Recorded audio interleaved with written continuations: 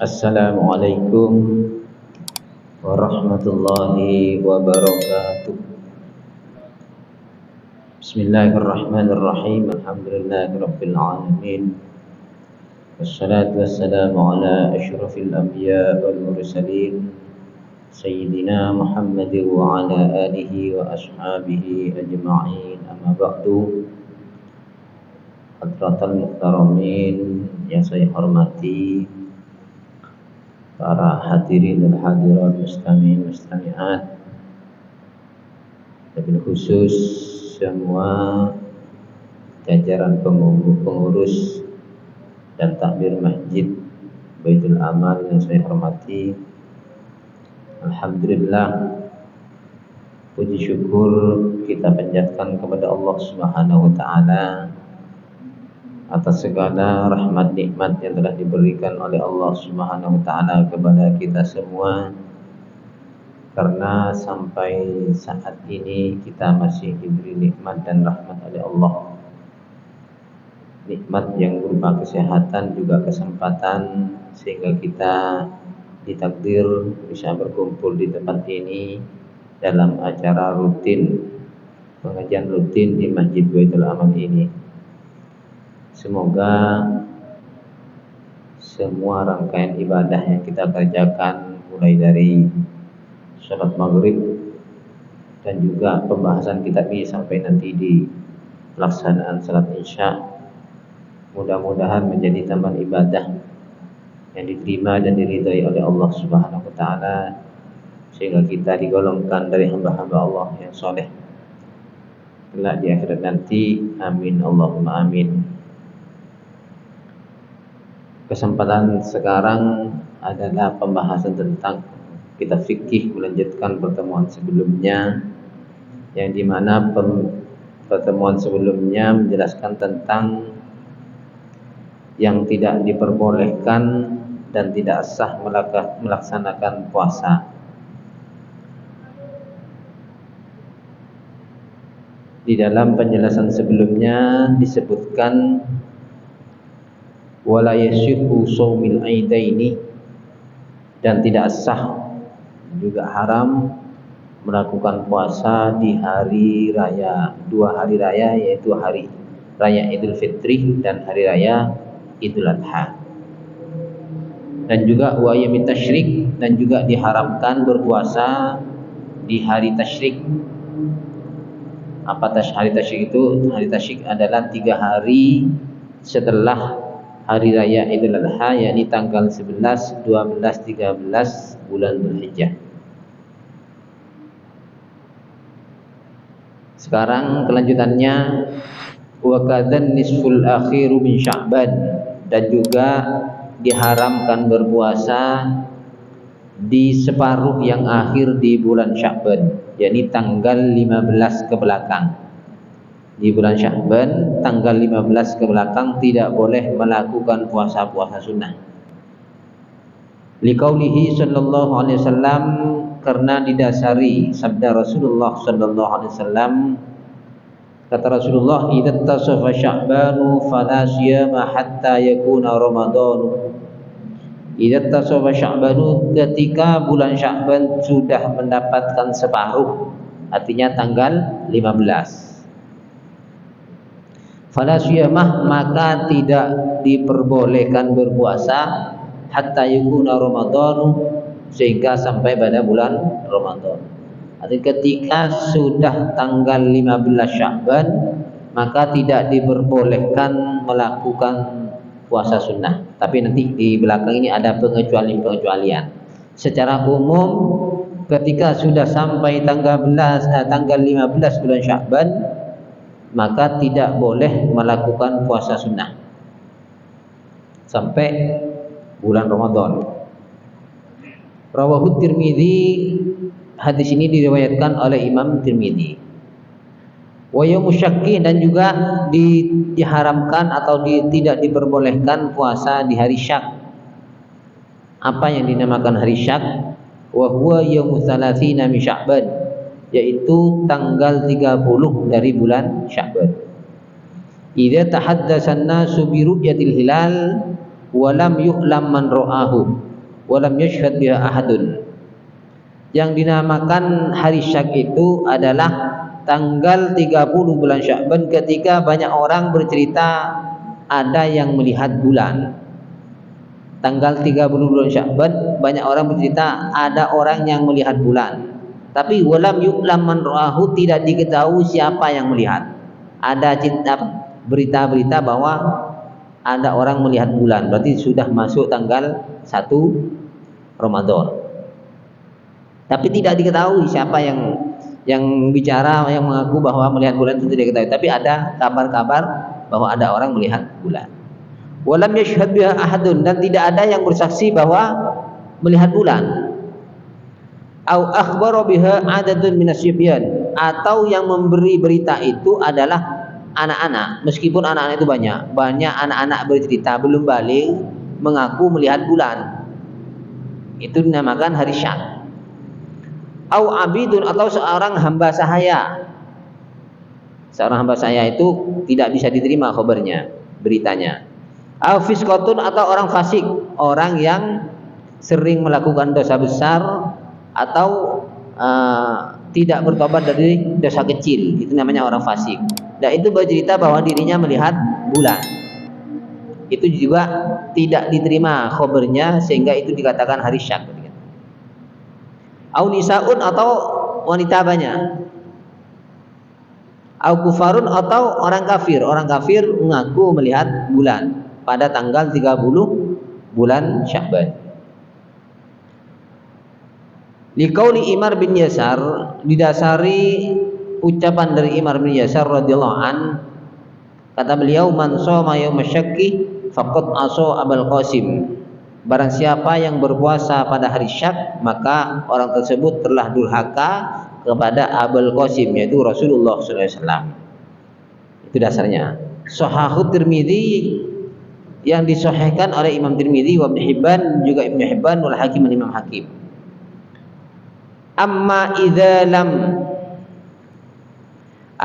lam yatahaddatsu bi ru'yatihi wa lam yashhad biha ahadun. Adapun ketika tidak ada orang yang bercerita melihat bulan, atau tidak ada orang yang bersaksi bahwa melihat bulan, au akhbara biha wahidun mimman dzukira, ada orang yang berkhabar tentang melihat bulan itu hanya satu orang saja, maka falaisal yaumu yaumul syakki, maka hari itu tidak dinamakan hari syak, bal huwa min sya'bana, bahkan hari itu dinamakan bulan Sya'ban. Artinya yang dinamakan hari syak itu ketika ada berita-berita ada orang melihat bulan, atau anak kecil banyak bercerita melihat bulan. Karena khabar dari anak kecil itu tidak bisa dijadikan pegangan. Lah itu dinamakan hari syak, keraguan antara sudah masuk Ramadan atau belum. Tapi ketika tidak ada orang yang cerita sama sekali, tidak ada kabar orang melihat bulan, tidak ada orang yang bercerita melihat bulan, maka itu bukan hari syak. Itu namanya hari atau tanggal 30 Sya'ban. Karena syak itu artinya keraguan antara Sya'ban dan Ramadan. Nah, hari syak itu diharamkan berpuasa. Fayahrumu shaumuhu, maka diharamkan shaumuhu, puasa di hari syak. Likaunihi ba'dan nisfi, karena adanya hari syak tersebut. Likaunihi ba'dan nisfi, karena adanya hari tanggal 30 itu ba'dan nisfi, setelah separuh dari bulan Sya'ban. La likaunihi yaumul syakki, bukan karena adanya hari itu hari syak. Di situ ada dua alasan. Tanggal 30 bulan Sya'ban itu keharaman berpuasa ada dua alasan. Satu, ketika ada orang yang mengaku melihat bulan, atau anak kecil banyak melihat bulan, mengaku melihat bulan, itu dinamakan hari syak.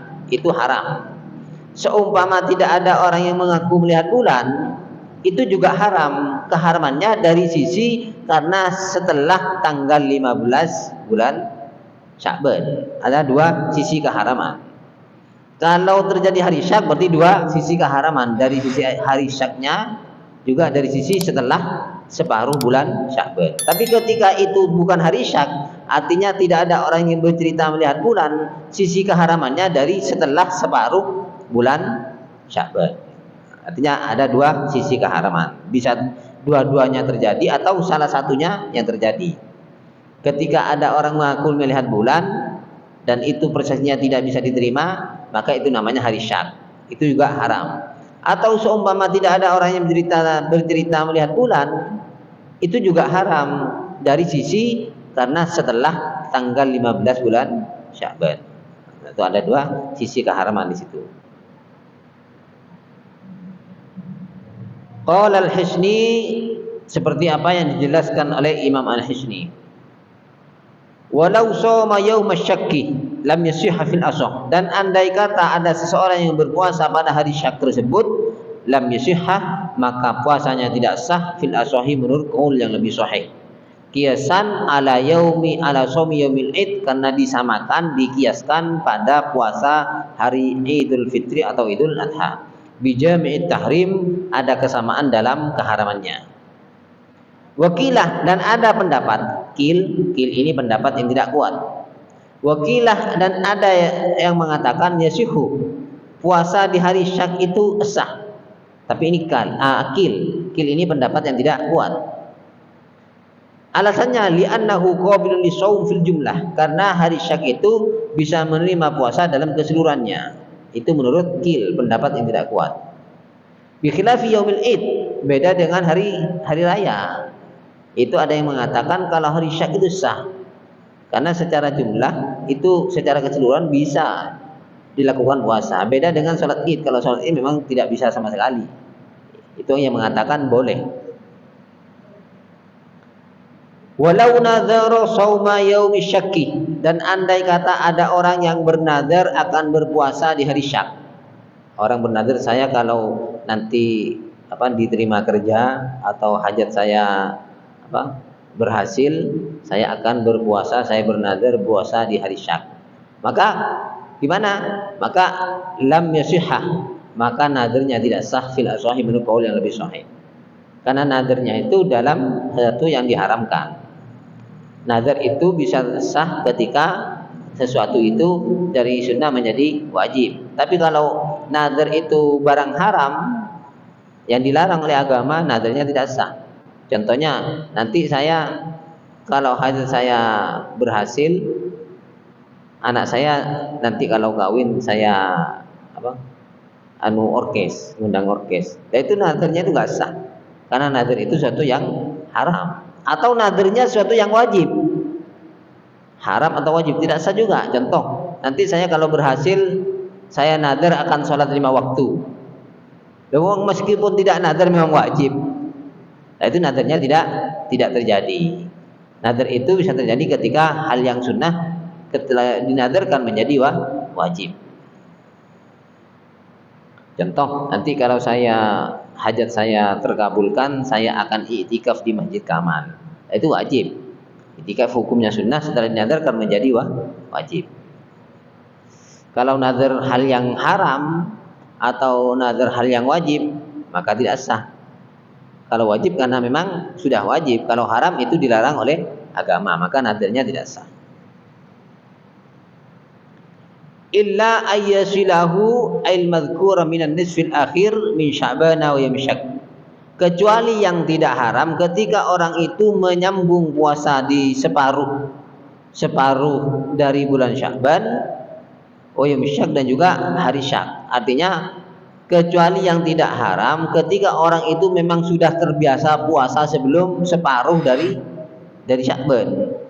Dari awal Sya'ban memang berpuasa, atau biasanya orang itu puasa setahun penuh, memang sudah berbiasa puasa, itu enggak haram meskipun setelah tanggal 15 bulan Sya'ban. Contohnya orang biasa puasa Senin Kemis, terus Senin Kemis, meskipun itu selesai tanggal 15 bulan Sya'ban, enggak masalah karena sudah biasa dari awal. Atau biasa puasa Daud, sehari puasa, sehari berbuka, sehari puasa, sehari berbuka terus. Artinya meskipun itu pada waktu nisfu Sya'ban atau separuh tanggal 15 ke belakang di bulan Sya'ban, itu enggak haram karena sudah terbiasa dari depan.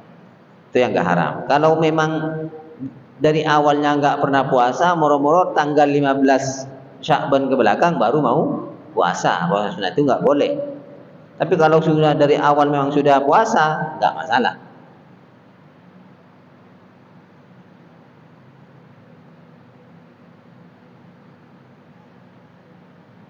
Illa ayyasilahu bima qablahu, kecuali orang tersebut menyambung puasa di separuh bulan Sya'ban bima qablahu dengan waktu sebelumnya.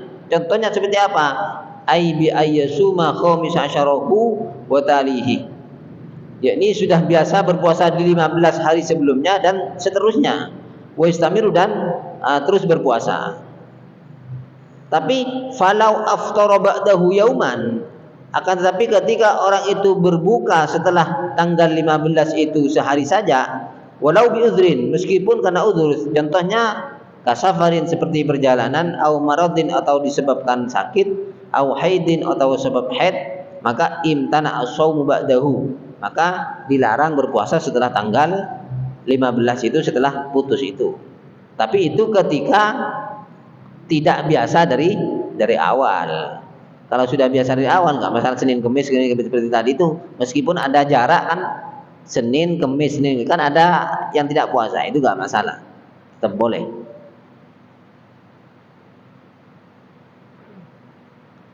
Au yasumahu liqada'in, atau juga ada yang dikecualikan ketika orang itu berpuasa karena qada, punya hutang puasa sebelum bulan tanggal 15 bulan Sya'ban, tidak punya kesempatan, ataupun meskipun punya kesempatan karena itu puasa qada itu wajib, maka boleh berpuasa qada meskipun setelah tanggal 15 bulan Sya'ban. Punya hutang puasa dari awal nggak sempat ngodok atau memang malas ngodoknya, ketika sudah tanggal 15 Sya'ban baru ada kesempatan, atau memang ia ingin mengkodok puasanya, hutang puasa Ramadan, itu boleh. Yang tidak boleh itu ketika puasa sunnah. Kalau puasa wajib, kodok, atau puasa nadar, itu boleh.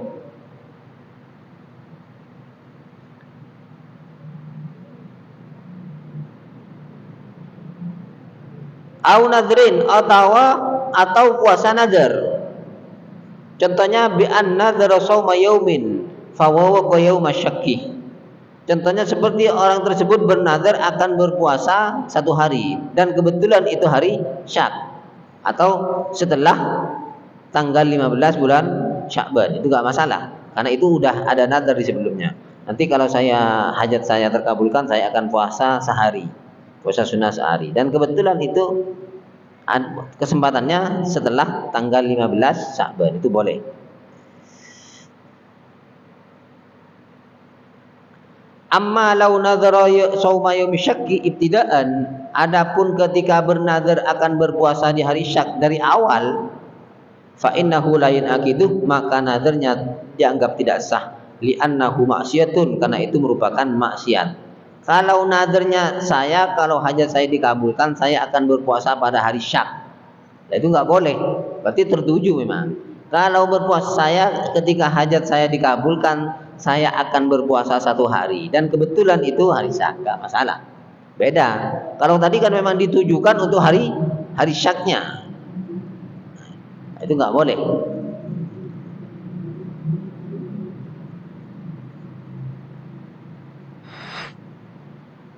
Kanadzril aidaini wat tasyrik, seperti bernazar akan berpuasa di 2 hari raya, Idul Fitri atau Idul Adha, wat tasyriki, dan juga bernazar berpuasa di hari tasyrik. Itu langsung ketika dinyatakan saya akan berpuasa di hari tasyrik atau saya akan berpuasa di hari Idul Adha atau Idul Fitri, ketika nazar saya terkabulkan, ketika hajat saya terkabulkan, itu tidak sah karena langsung tertuju ke hari yang ditentukan tadi, maka itu tidak sah.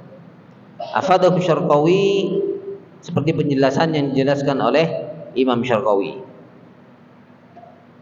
Aifa yahillu shaumuhu lil qada'i wan nadri bila karahatin musari'atan ila bara'ati timmah, yakni diperbolehkan puasa di hari Syak atau di hari separuh dari bulan Sya'ban lil qada karena puasa qada, bayar qada, wa nadri dan juga puasa nadar bila karahatin tanpa ada kemakruhan, tujuannya musari'atan ila bara'ati dhimmati supaya bergegas untuk melepaskan tanggungan kewajibannya, dan tujuannya melepaskan tanggungan kewajiban dari nadar atau qada tadi, maka diperbolehkan. Wali anna lahu sababan, dan juga disebabkan karena puasa itu ada sabab qada atau sabab nadhir. Fajazah, maka diperbolehkan puasa kana dzirihi minas shalawati fil awqatil makruhati, seperti perumpamaannya melakukan sholat dalam waktu yang dimakruhkan. Kan dalam penjelasan sebelumnya ada 5 waktu yang dimakruhkan sholat sunnah. Ada yang mengatakan haram, di antaranya setelah sholat asar, terus setelah sholat subuh, terus ketika terbenam matahari, ketika terbit matahari, dan juga ketika mau terbenam matahari.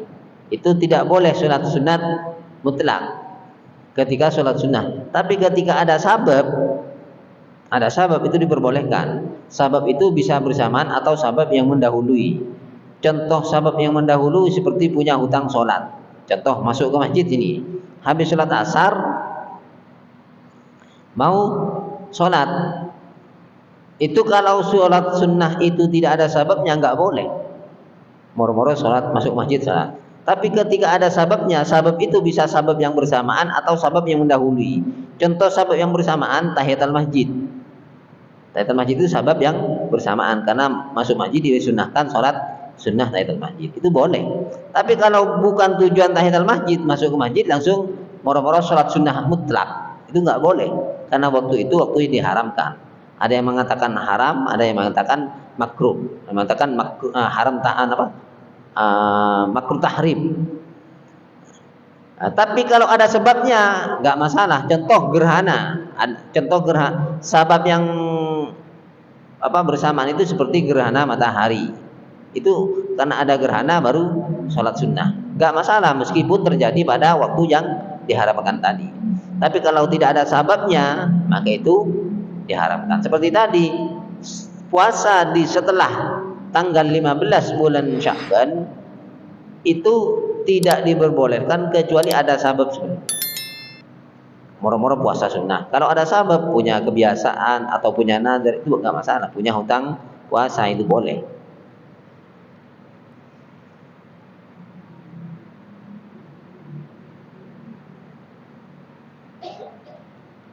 Awirdin atau puasa wiritan, yang dikecualikan itu berpuasa karena wiritan. Contoh punya wiritan yang harus pakai puasa, dan itu kebetulan setelah tanggal 15 bulan Sya'ban, itu nggak masalah karena memang sudah ada sababnya tadi. Punya wiritan yang harus puasa, pakai puasa 3 hari, 7 hari, dan kebetulan itu setelah tanggal 15 Sya'ban, itu boleh.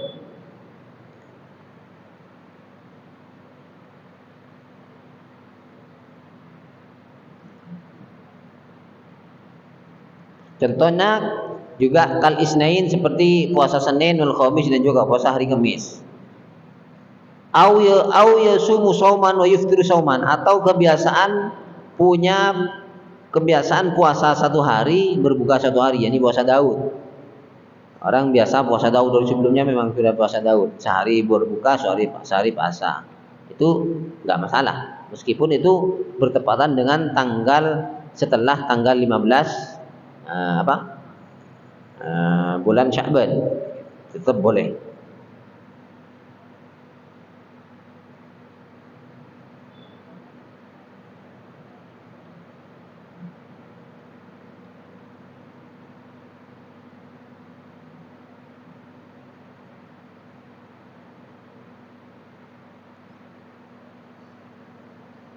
Wa hujjatu dzalika, dan menjadi hujjah dari keharaman tersebut, qauluhu sallallahu alaihi wasallam, hadis dari Rasulullah sallallahu alaihi wasallam, kata Rasulullah, La taqaddamu ramadhana bi shaumi yaumin wa la yaumaini illa rajulun kana yasumu yauman falyasumhu. Rawahu Syaikhan. Yang menjadi dasar hujjah dari kebolehan tersebut atau keharaman dan juga kebolehan dari pengecualian tersebut, yaitu sabda Rasulullah, kata Rasulullah, la taqaddamu, tidak boleh kalian semua mendahulukan Ramadan bisaumi yaumin, dengan berpuasa satu hari, wala yaumaini, dan juga berpuasa 2 hari sebelumnya, illa rajulun, kecuali seorang laki-laki, kana yasumu, yang orang tersebut berpuasa yauman, 1 hari, falyasumhu, maka diperbolehkan. Artinya yang dimasukkan puasa 1 hari sudah berpuasa dari biasa sebelumnya. Kalau hanya milih puasa itu hanya setelah tanggal 15 Sya'ban, itu tidak boleh. Tapi kalau sudah terbiasa dari awal, itu boleh, kata Rasulullah. Ini yang menjadi dasar.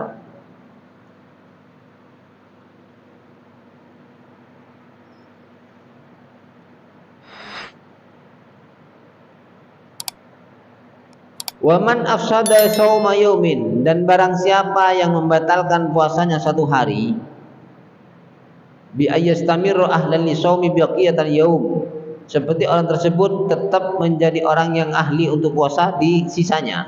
Artinya orang yang membatalkan puasanya di 1 hari di bulan Ramadan, padahal ia mampu untuk melanjutkan puasanya, tapi ia membatalkan. Min Ramadan, dari puasa Ramadan, wala rukhsata lahu fi fitrihi, dan tidak ada kemurahan untuk orang tersebut dalam berbukanya,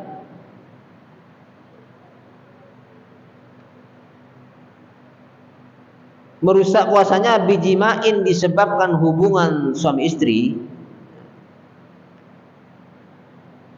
walau liwatan, meskipun itu adalah sodomi. Liwat itu sodomi. Wadiyani bahimatin, atau idiyani bahiman ini apa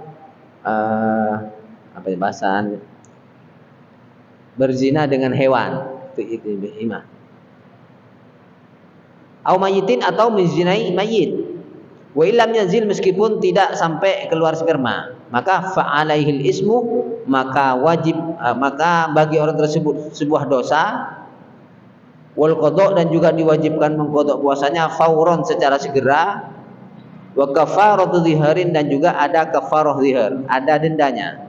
Orang yang membatalkan puasanya di bulan Ramadan disebabkan hubungan suami istri, jima, meskipun jima itu dengan sodomi, atau pada hewan, atau pada mayit, maka orang tersebut dapat dosa, dan juga wajib qada secara segera mengqada setelah Ramadan, dan juga ada kafarah dhihar, denda. Orang ketika membatalkan puasanya tapi sebelumnya enggak ada rukhsah, tidak ada kemurahan untuk berbuka, maka orang itu ada 3 konsekuensi. 1, orang itu mendapatkan dosa. 2, harus mengqada secara segera. 3, harus ada kafarah dhihar, ada denda dhihar. Apa denda dhihar ini?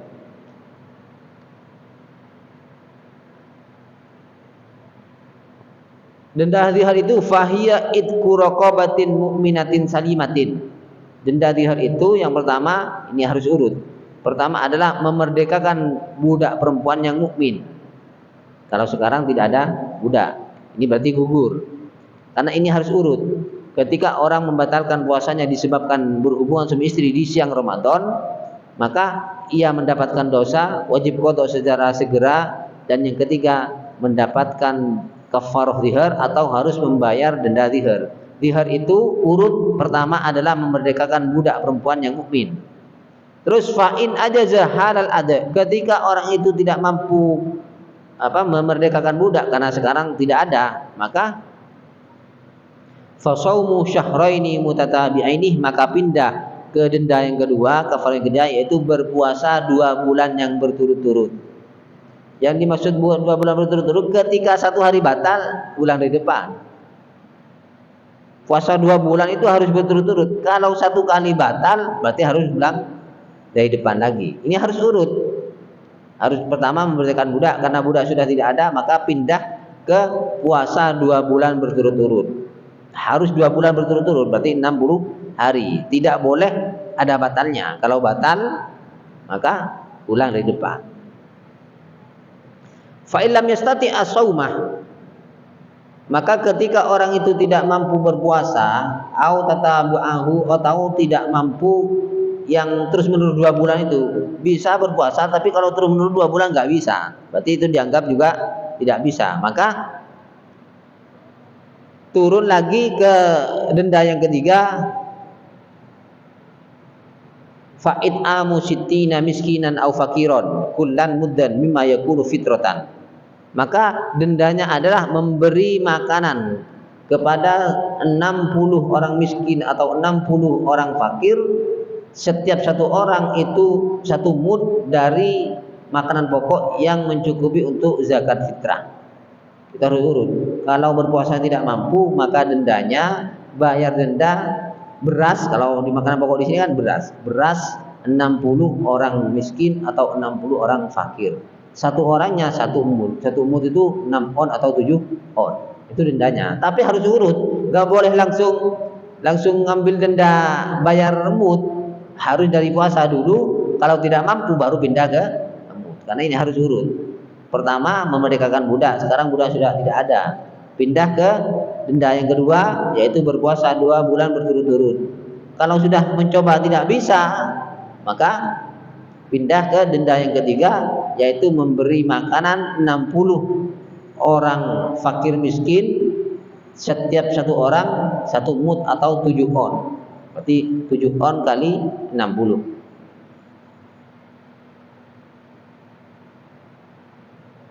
Fa idza ajaza an dzalika kullihi, maka ketika orang itu tidak mampu membayar itu, maka istaqarratil kafaratu martabatan fil dhimati, maka kewajiban itu tetap menjadi tanggungannya.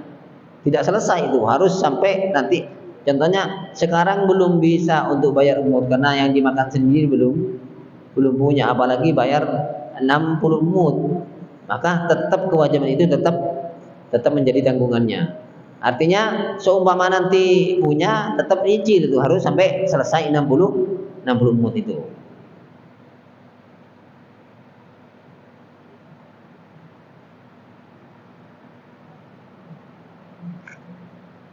Fa idza qadara ba'da dzalika ala khisratin, maka ketika orang itu mampu, dari awalnya tidak mampu, contohnya berpuasa tidak mampu. Setelah itu pas mampu maka harus puasa, atau awalnya tidak mampu membayar mud, pas kemudian dapat berapa bulan mampu, maka tetap harus bayar, harus diselesaikan. Li'annaha bisabab minhu, karena kafarah itu disebabkan dari orang tersebut. Bi khilafil fitrah, beda dengan zakat fitrah. Zakat fitrah ketika pada waktu kewajibannya tidak mampu, ya sudah gugur. Tapi kalau itu pada waktu itu tidak mampu, itu disebabkan karena kecerobohan dirinya sendiri, maka tetap tanggungannya sampai ia mampu melakukan kafarah tersebut. Artinya meskipun awalnya ia tidak mampu, ketika nanti berapa bulan mampu harus melaksanakan kafarah itu. Fa innaha tasqutu bil ajzi anha, kalau zakat fitrah itu gugur ketika tidak mampu pada waktu kewajibannya. Kan kewajiban zakat fitrah itu setelah salat Id sampai terbenam matahari. Kalau ketika itu ya tidak mampu bayar zakat fitrah, ya sudah langsung gugur. Tapi kalau urusan kafarah ketika itu tidak mampu, tetap nanti menjadi tanggungan sampai ia mampu melaksanakan dari kafarah itu. Itu bedanya antara kafarah dengan zakat fitrah. Ini sudah sampai fasal penjelasan bab lain. Mungkin dari pembahasan ini ada yang kurang jelas atau dari hal-hal yang lain, monggo sebelum nanti ditutup